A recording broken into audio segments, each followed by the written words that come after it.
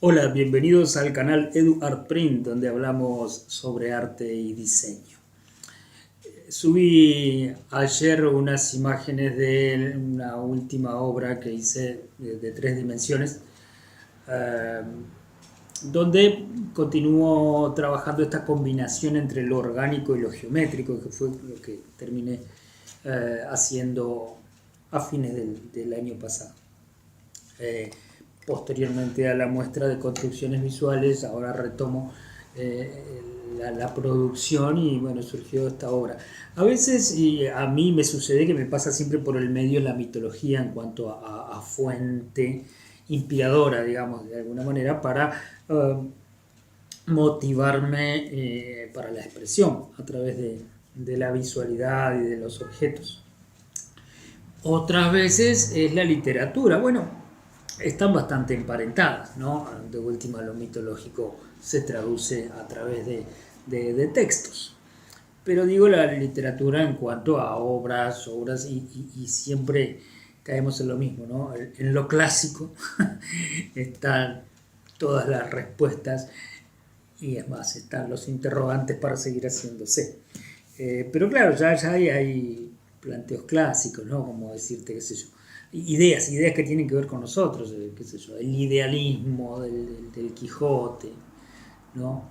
De Don Juan, por ejemplo, también, eh, con ese estilo, esas características, también representan atributos con los cuales mucha gente se siente identificado, sea por eso o por anhelo, ¿no?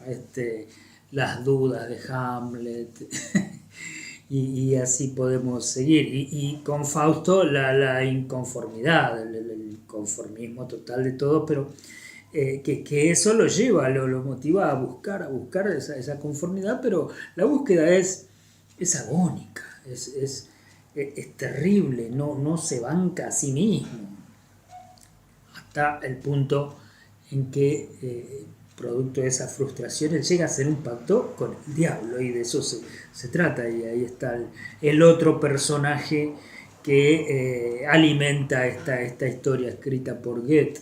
¿Sí? La alimenta y la hace divertida, incluso porque este demonio siempre aparece de esa manera, y aparece ahí como con un estilo más del campesino, del hombre de la calle. En cambio Fausto tiene otro léxico.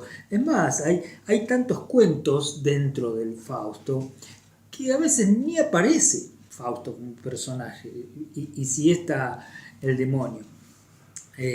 Pero yo me quedé con ese conflicto que creo que él nos está advirtiendo, de este hombre de la modernidad. Calcular que eran comienzos del siglo XX, 1908, cuando él escribe la parte uno, y después viene la segunda parte del Fausto. Una es más narrativa, mezcla mucha prosa con poesía, y la otra es más poética, pero no solo por la estructura de poesía, sino también por el delirio, la fantasía que aparece con las distintas instancias, los personajes que aparecen, las sirenas. Cuando se habla de las sirenas, hasta la sintaxis, la fonética y la gramática del texto se hacen musicales por el ritmo de los acentos en el poema. Es decir, todo es estético. Y ahí es cuando empecé a tener empatía con ese texto, que de por sí es muy difícil, que a priori no se entiende mucho, y solo los que estudiaron letras lo pueden hacer. Pero cuando me libré de esas ataduras, de esa imposición de a ver qué es esto, qué quiso decir con esto, qué me está... No, a disfrutarlo desde lo estético, ¿sí? Como tiene que tener un buen texto poético. Entonces, a partir de ahí empecé a encontrarle más sentido, paradójicamente, desde el sinsentido de eso simbólico, de eso poético, de eso inefable. A partir de ahí empecé a encontrarles todas esas otras verdades que Fausto me estaba dando, me estaba transmitiendo. Y claro, el valor que tiene el texto de un libro es lo que pasa dentro de quien lo lee. Y así fue que me quedé con esa idea de disconformismo tan tremendo de este hombre que si bien está situado en la Edad Media, pero Goethe aprovecha para advertirnos de los conflictos del hombre, del modernismo, de este racionalismo y las consecuencias que habrán de suceder en caso de que no se tome real conciencia de, de esta cultura positivista, ¿sí? Claro, no fue aparte una creación así tan de la nada, digamos. Bueno, referencias de este pacto de Dios y el diablo, ya había otras tantas. Obviamente que la más fuerte es la que está en la Biblia, que es cuando se disputa el alma de Job, ¿sí? Dios y el diablo, justamente. No me pidas en qué capítulo está, que sí, por eso ni me acuerdo. Pero también hay una referencia histórica, no solo literaria como eso de la Biblia, una referencia histórica, es decir, me refiero a alguien que existió de verdad, que era un tal Johann Faustus de 1480 más o menos, que era una mezcla entre científico y alquimista.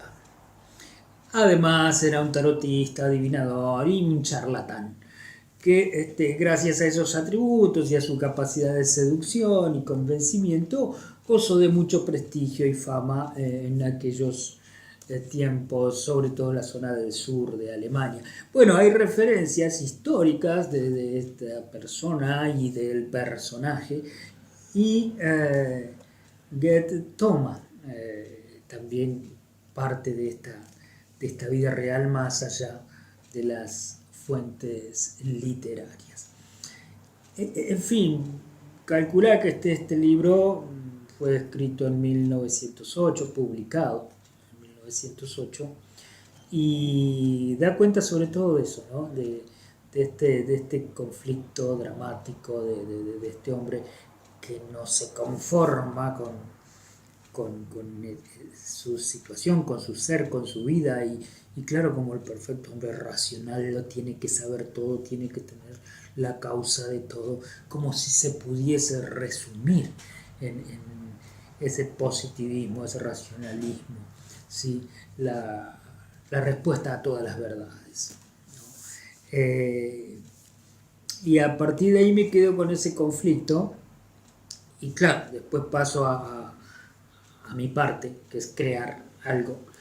Y claro, no son literales, no son directas, no son evidentes las relaciones entre cuando a uno le surge esto como fuente y cuando después lo traduce en un hecho estético, ¿sí? Entonces, cuando se empiezan a advertir por algunas cosas es cuando uno decide, bueno, qué parte de esa poética o de esa simbolización va a estar puesta a través de lo geométrico y qué parte a través de lo orgánico. Lo orgánico, por ejemplo, que partía de una figura bastante naturalista en cuanto al modelado del ser humano y que lo había hecho incluso de color piel, lo terminé reduciendo al blanco, al no color, ¿sí? Y después incluso también la forma.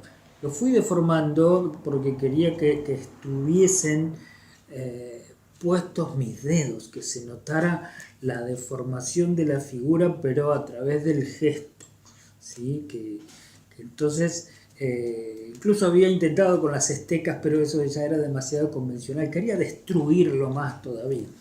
Después lo enfrenté ante el espejo, donde parte queda del otro lado y una parte de su cuerpo de pero bueno, ahí ya no hay más nada que explicar.